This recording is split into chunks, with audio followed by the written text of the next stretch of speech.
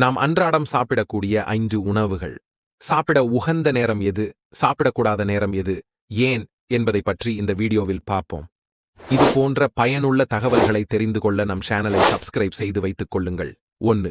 இறைச்சி சாப்பிட சிறந்த நேரம் பகல். இறைச்சி ஜீரணிக்க கடினமான உணவு.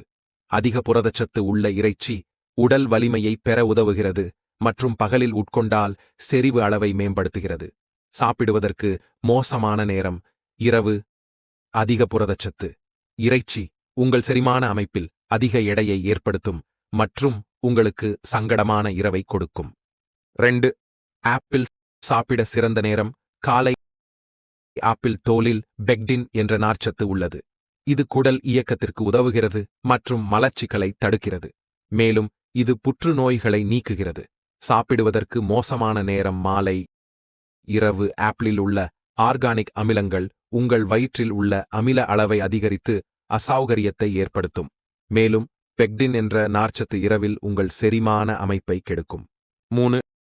வாழைப்பழம் சாப்பிட சிறந்த நேரம் நண்பகல். நார்ச்சத்து அதிகம் உள்ள வாழைப்பழம் செரிமானத்திற்கு உதவுகிறது.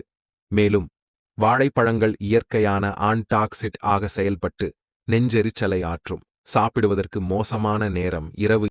இரவில் வாழைப்பழம் சாப்பிடுவதால் சளி பிடிக்கும். வெறும் வயிற்றில் சாப்பிடுவதால் வயிற்றில் மெக்னீசியம் அதிகமாகி வயிற்று வலியை ஏற்படுத்தும். 4. பால் குடிக்க சிறந்த நேரம் இரவு. வெதுவெதுப்பான பால் உடலை தணித்து நல்ல தூக்கத்தை பெற உதவுகிறது.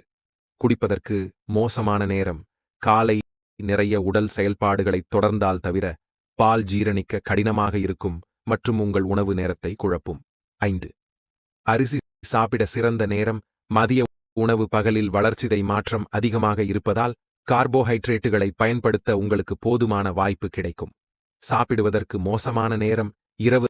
அரிசி உங்கள் உடல் கொழுப்பை அதிகரிக்கும்.